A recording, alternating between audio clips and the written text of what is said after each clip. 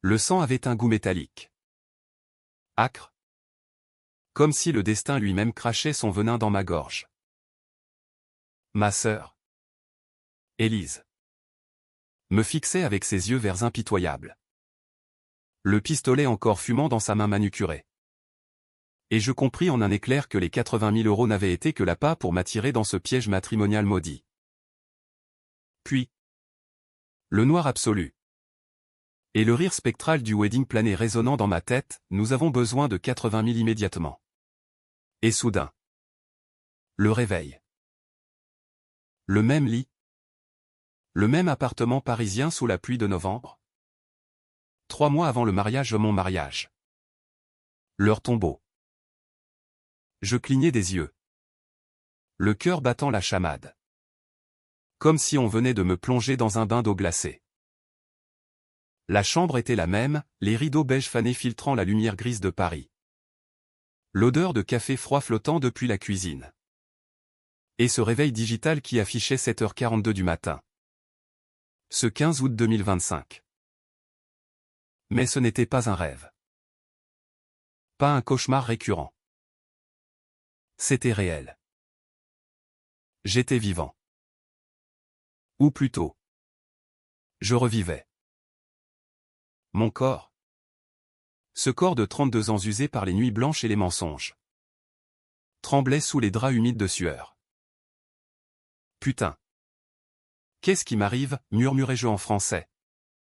Ma voix rauque et raflant le silence. Les souvenirs affluaient comme un raz-de-marée, le mariage d'Élise et de son futur mari. Antoine. Ce gala somptueux dans les salons haussmanniens du 16e arrondissement. J'étais le frère dévoué. Le financier de l'ombre. Celui qui avait hypothéqué son appartement pour payer les 80 000 € exigés par ce foutu wedding plané. Un serpent nommé Laurent avec son accent marseillais mielleux. C'est pour ta sœur. Alexandre. Pour son bonheur. Et j'avais cru. Aveugle. Stupide. Dans ma vie précédente, oh oui. C'était le terme qui s'imposait. Cette horreur d'une existence effacée et réécrite. J'avais tout sacrifié. Mon job de consultant en finance chez BNP Paribas. Mes économies. Ma dignité. Élise. Ma cadette de 28 ans. La perle de la famille. M'avait supplié, Alex. Sans toi. Tout s'effondre. Antoine et moi. On ne peut pas se marier comme des pauvres. Et Laurent. Ce parasite. Avait appelé un soir de juillet, Monsieur Duval. Nous avons besoin de 80 000 immédiatement. Les fleurs d'Orsay. Les robes sur mesure de chez Dior. Les traiteurs étoilés. Votre sœur mérite le meilleur. J'avais transféré l'argent le lendemain. Vidant mon compte. Signant ma ruine. Mais ce n'était pas de l'argent. C'était un piège. Le soir du mariage. Après les vœux hypocrites et les toasts au champagne d'Homme Pérignon. Il m'avait isolé dans une arrière-salle.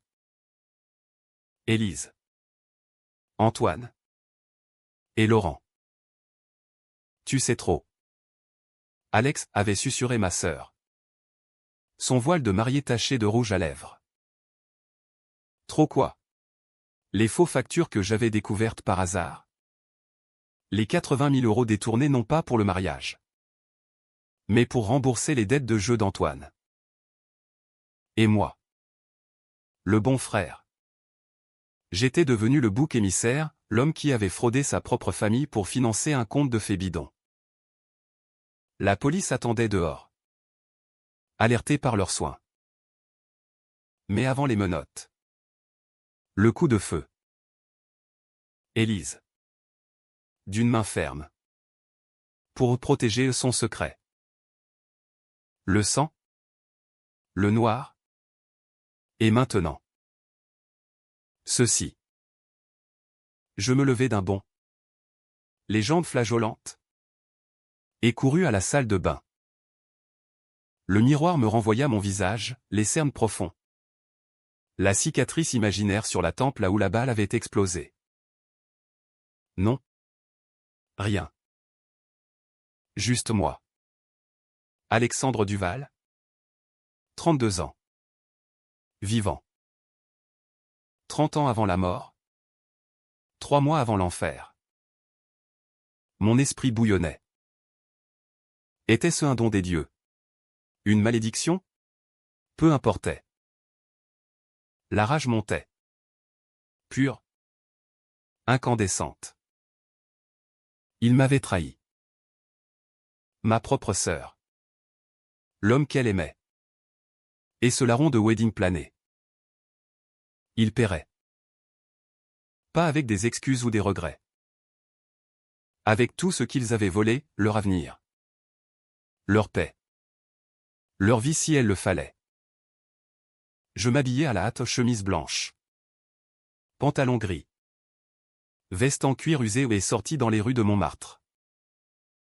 La pluie fine de Paris automnale fouettait mon visage. Mais elle ne l'avait rien.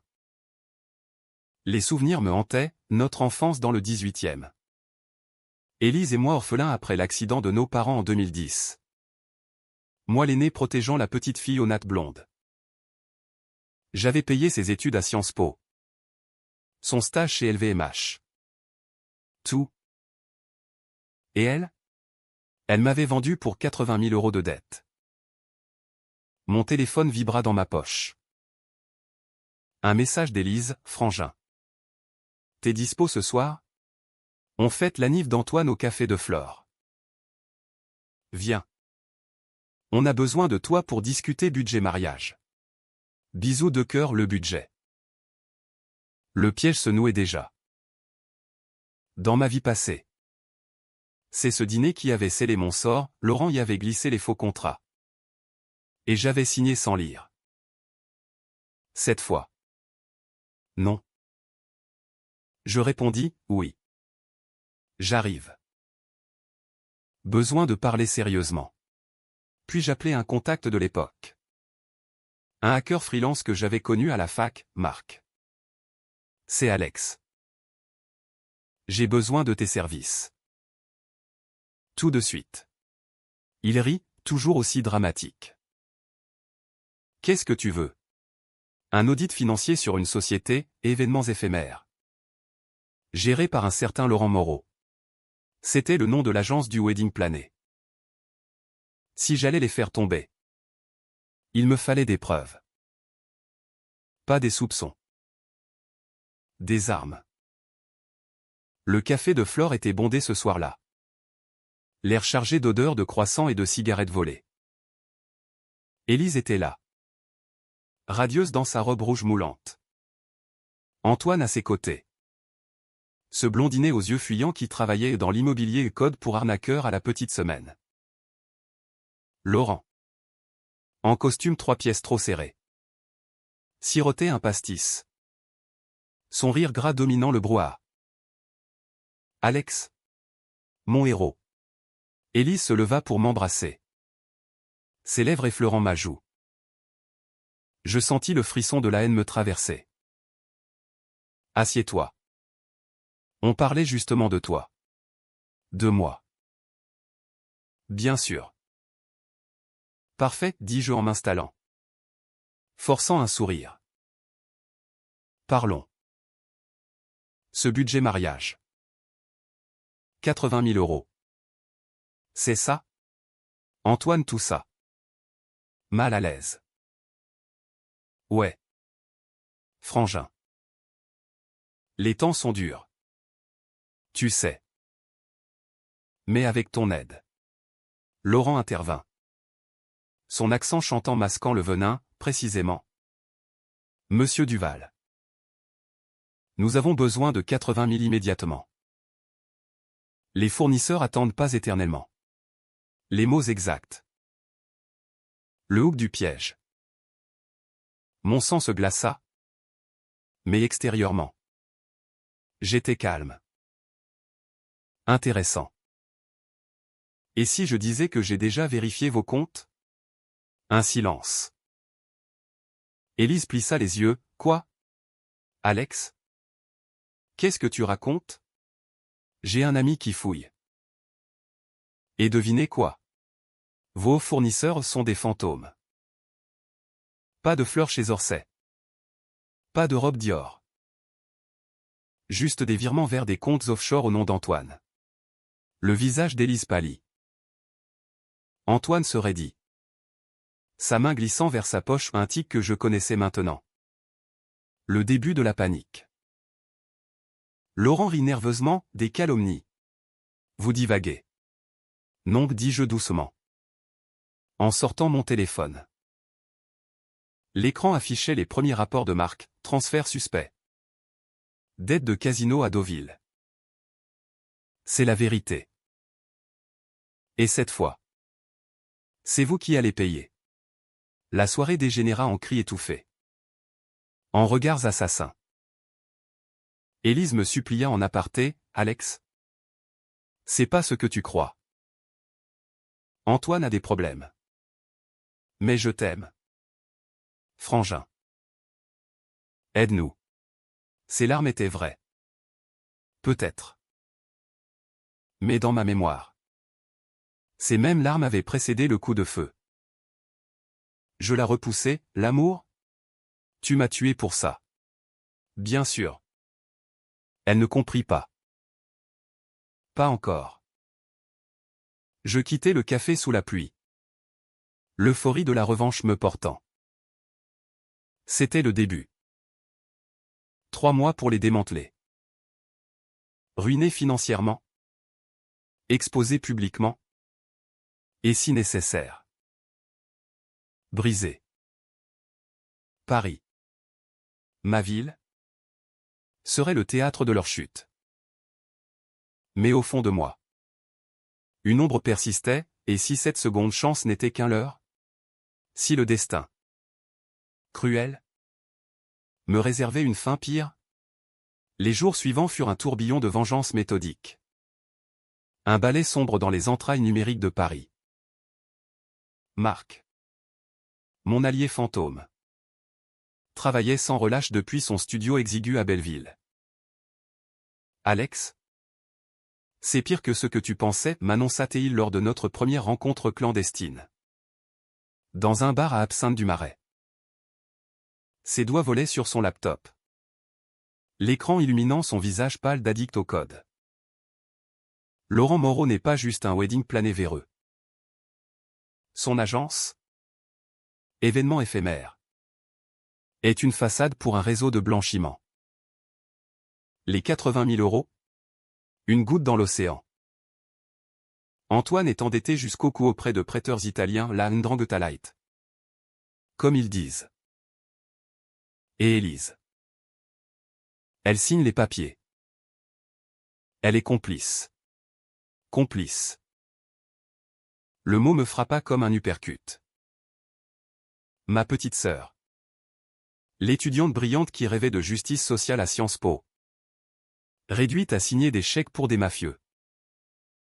Les souvenirs affluaient, nos soirées à débattre de Rousseau et de la Révolution française. Elle avec ses yeux brillants. Moi avec mes livres de comptabilité. Comment en était-on arrivé là? La réponse était simple, l'ambition. Antoine l'avait enivré de promesses, un appartement vue Seine. Des voyages à Saint-Tropez. Et moi? J'avais été le pilier trop solide. Celui qu'on casse en dernier. Je veux tout, dis-je à Marc. Avalant une gorgée d'absinthe qui brûlait comme du feu purificateur. Adresse. Compte. Mais. Et des preuves irréfutables. Il hocha la tête. Ses lunettes glissant sur son nez. Ça va coûter cher. Et risqué. Si Laurent flaire quelque chose. Il flairera rien. Pas encore. Je sortis une enveloppe de cash aux 5 000 euros. Le reste de mes économies. Pas les 80 000 fatales. Mais assez pour armer ma croisade. De retour chez moi. Dans mon 2 pièces étouffant de la rue des Abbesses. Je traçai le plan sur un carnet, phase 1. Ruine financière. Phase 2. Humiliation publique. Phase 3.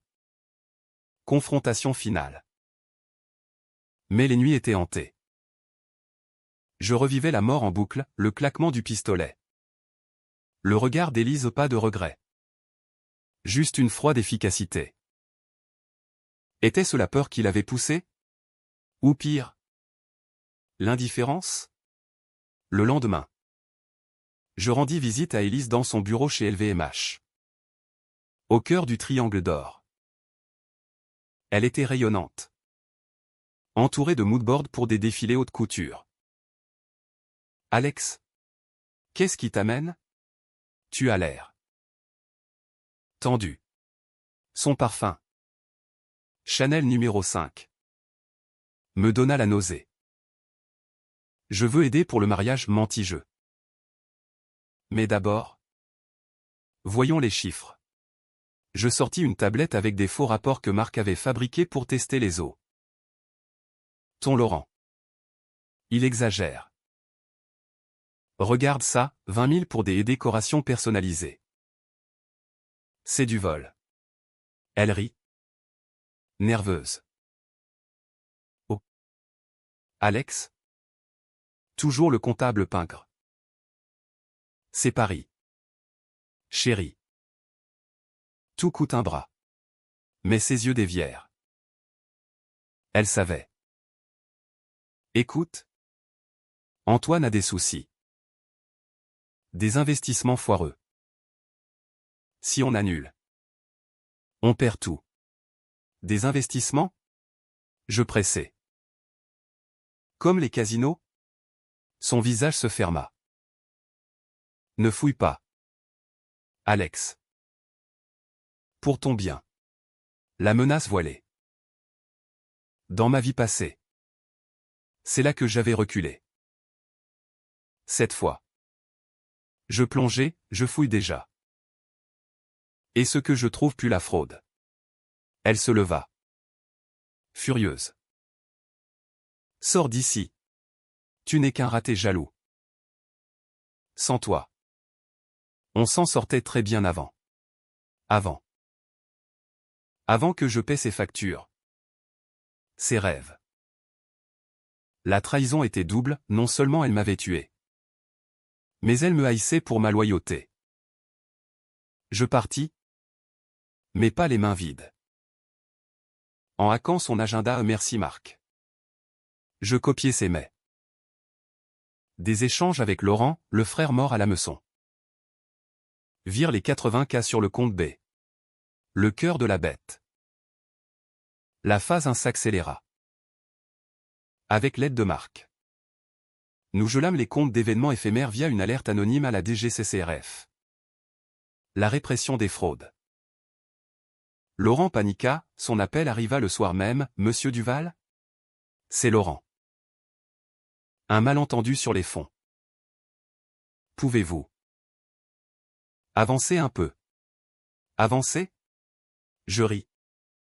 Un sang-froid que je ne me connaissais pas. Vous avez déjà pris tout ce que j'avais. Cette fois. C'est moi qui prends. Je raccrochai. Puis envoyai les preuves à un journaliste contacté via LinkedIn, Camille Lefebvre. De Le Monde?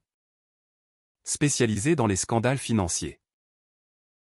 Une histoire pour vous, trahison familiale et blanchiment au cœur de Paris. Les premiers craquements apparurent. Antoine appela. Sa voix tremblante, Alex. Qu'est-ce que tu fous? La police est venue chez nous. Je souris dans le noir. La justice. Antoine. Pas moi. Mais la tension montait. Élise débarqua chez moi à minuit. Ivre de vin rouge et de rage. Arrête ça. Tu vas détruire ma vie. Elle pleurait. S'accrochant à mon bras. Un instant. La pitié flua la petite sœur perdue. Puis le souvenir du pistolet balaya tout. Ta vie? Tu as détruit la mienne. 2 fois. 2 fois? Qu'est-ce que tu... Elle s'arrêta. Les yeux écarquillés. Avais-je glissé? Rien, dis-je. Juste un avertissement. Elle partit en claquant la porte. Mais pas avant d'avoir laissé une menace, si tu continues. On te le fera payer. Pour de bon. Oh. Je savais. Et j'attendais. La toile se resserrait. Paris. Ville des Lumières. Se muer en arène pour gladiateurs invisibles. L'article de Camille Lefebvre parut un mardi matin. Splash en une du Monde, le mariage maudit, fraude et trahison dans l'élite parisienne. Les noms étaient codés ou une fratrie du 18e. Un couple doré. Mais les détails? Irréfutables. Les 80 000 euros détournés. Les liens avec des prêteurs douteux. L'agence de Laurent comme plaque tournante. Les réseaux sociaux s'enflammèrent, mariage fraude trending. Des mèmes d'Élise en robe de mariée photoshopée avec des menottes. Je lisais ça depuis un café anonyme à Bastille. Un espresso serré en main. Observant la tempête se lever. Mon téléphone vibrait sans cesse, appel d'Élise. D'Antoine. Même de cousins lointains. Je l'ai laissé sonner. La phase 2 était lancée ou l'humiliation. Ce poison lent qui ronge l'âme avant le corps. Laurent fut le premier à craquer. Son agence ferma boutique du jour au lendemain. Pancarte fermée pour rénovation sur la vitrine chic de la rue Saint-Honoré. Mais Marc avait planté une bombe, un leak sur un forum dark web. Exposant ses mailles intimes. Chérie. Le frangin est cuit. On file à Nice avec le fric? Envoyé à une maîtresse. Le tabloïd Voici s'en empara, le wedding plané infidèle, adultère et escroquerie. Sa femme le quitta publiquement. Hurlant à la télé, il m'a ruiné pour des putes et des dettes. Antoine. Le bellâtre? Vit son business immobilier s'effondrer. Des clients annulèrent. Des banques gelèrent ses prêts. Il errait les rues de Neuilly. Harcelé par des paparazzi. Un soir, il m'appela en pleurs, Alex. Pitié. Élise est dévastée. On va tout perdre. Dévastée? Je ricana. Comme moi. Quand tu m'as laissé crever pour tes dettes? Silence. Il raccrocha. Mais le vrai spectacle était Élise. Ma sœur. Autrefois lionne des podiums LVMH. Fut mutée en congé administratif. Les collègues chuchotaient, la fraudeuse. Elle a même trompé son propre frère. Elle m'envoya un texto, tu es un monstre. Comment as-tu pu? Comment? Parce que la mort m'avait forgé en l'âme. Je répondis, regarde dans le miroir. C'est toi le monstre. La confrontation publique survint lors d'une soirée réconciliation forcée. Un dîner familial chez notre tante à Versailles. La pluie martelait les vitraux du château reconverti en musée bourgeois. Élise arriva la dernière. Maquillée à outrance pour cacher les cernes. Antoine à son bras comme un chiot battu. Laurent n'osa pas venir. Tante Marguerite, commença Élise d'une voix chevrotante. Alex nous détruit. Il répand des mensonges. La tante? Une veuve acariâtre de 70 ans. Haussa un sourcil, mensonge? Le monde n'invente pas. Ma fille. Je sirotais mon Bordeaux. Calme. Dis-leur la vérité. Élise. Les 80 000. Le pistolet. Le dernier mot glissa. Involontaire. Tous se turent. Quel pistolet? Balbutia Antoine. Élise me fixa. Pâle comme un linceul. Alex.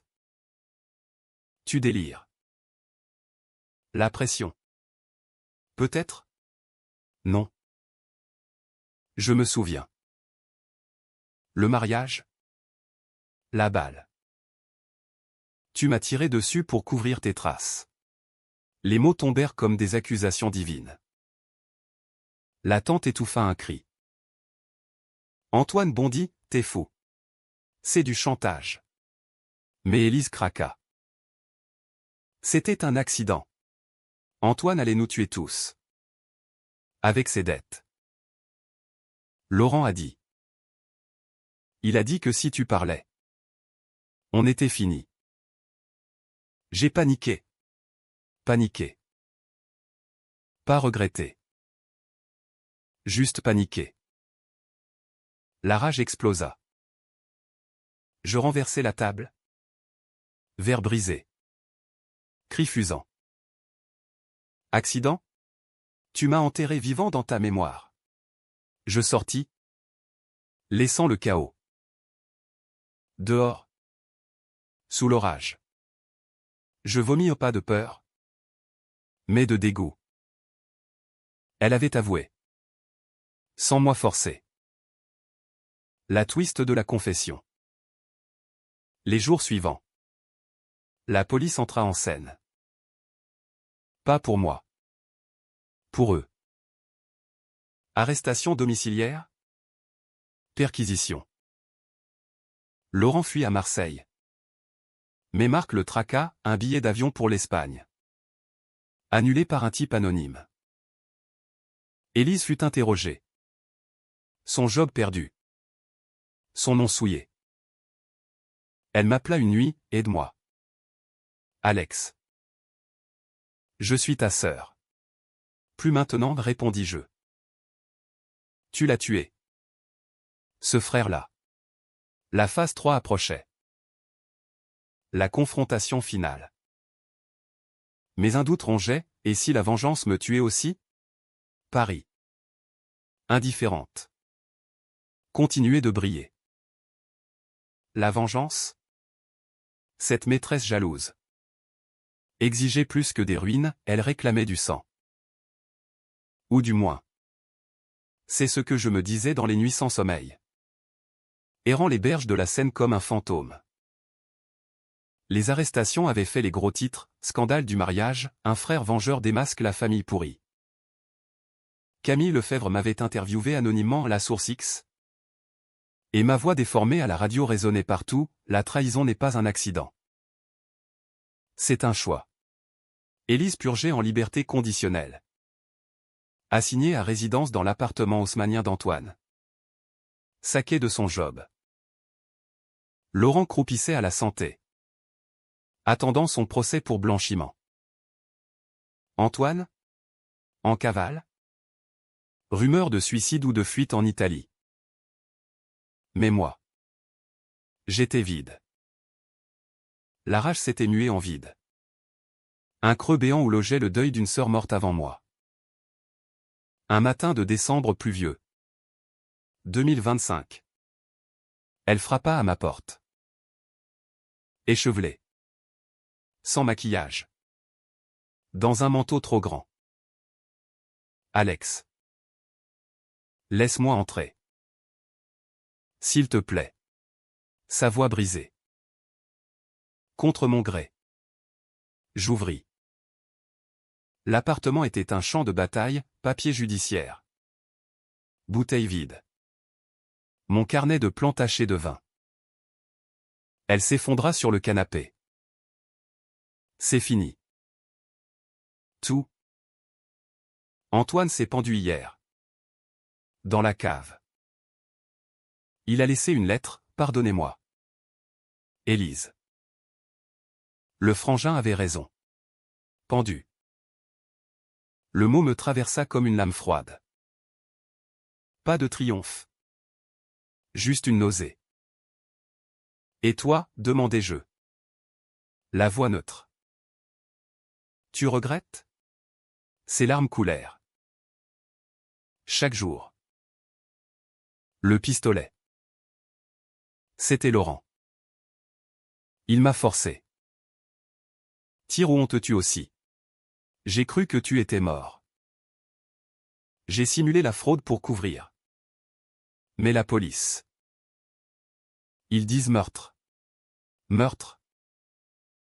Le twist, pas accident. Pas panique. Mais un complot plus profond.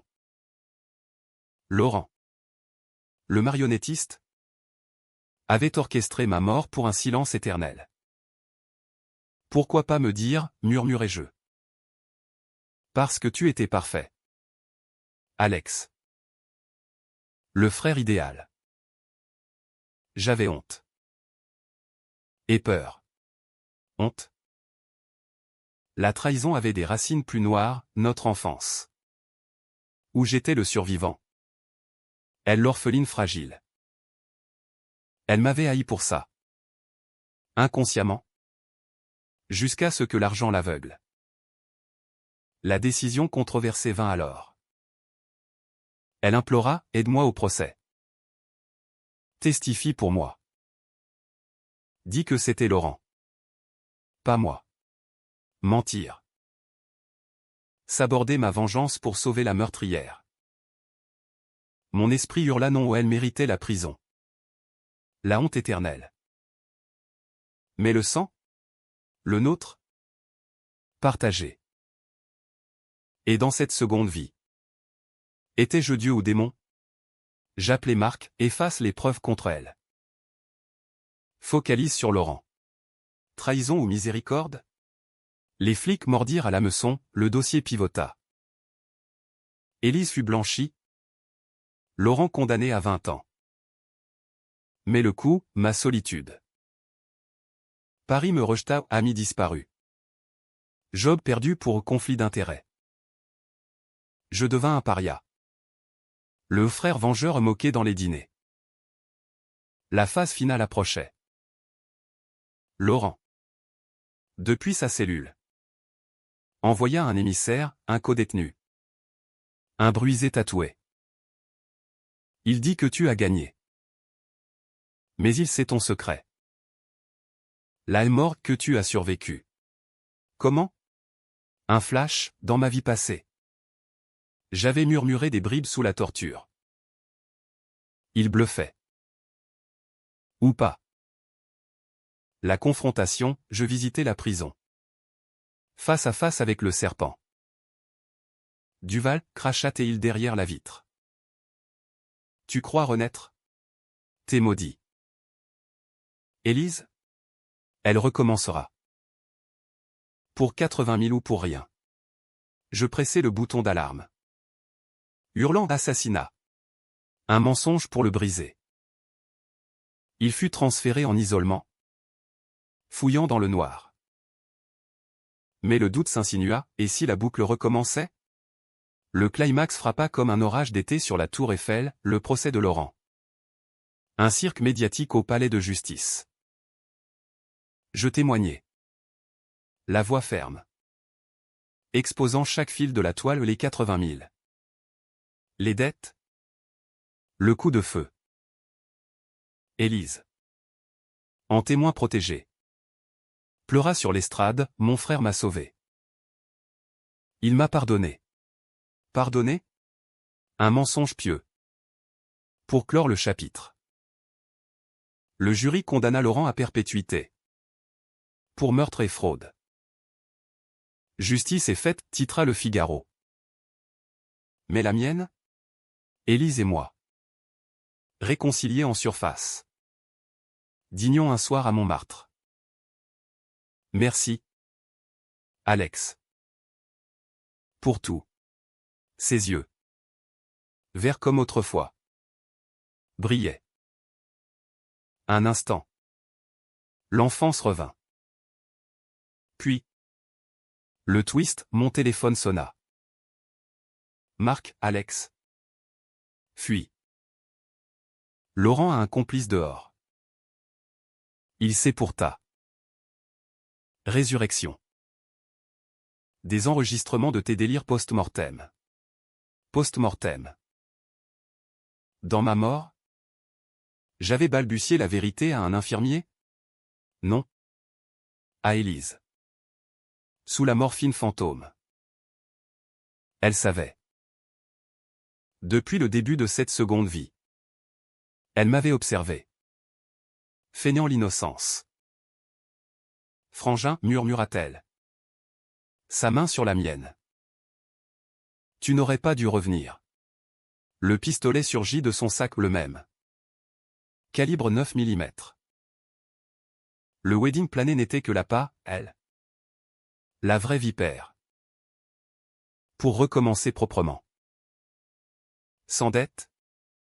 Sans scandale. La trahison ultime, la résurrection révélée. Par un mot glissé dans un mail hacké. Le coup partit. Douleur fulgurante. Mais cette fois. Je ripostai un couteau de table enfoncé dans son flanc. Elle s'effondra. Gargouillant, pourquoi? Parce que le sang appelle le sang. La police arriva. Alertée par Marc. Élise mourut en ambulance. Antoine déjà parti. Laurent enfermé. Moi? Acquitté.